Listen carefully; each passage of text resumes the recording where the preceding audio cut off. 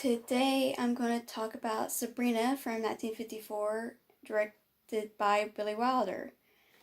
I mean, to start off with, it was good, but could have been better.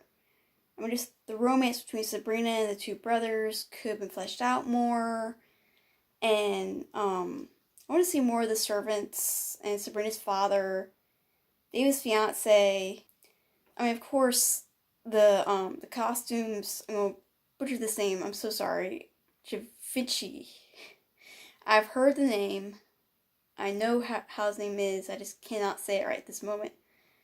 The costumes by him were really great. Did Elizabeth, the fiance, not know about Sabrina? I just felt like she was just there.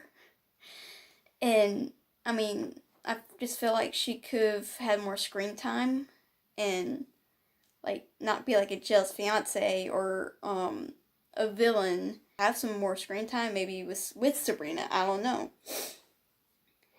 I mean, it was really good. I would like to see the '95 remake with Harrison Ford.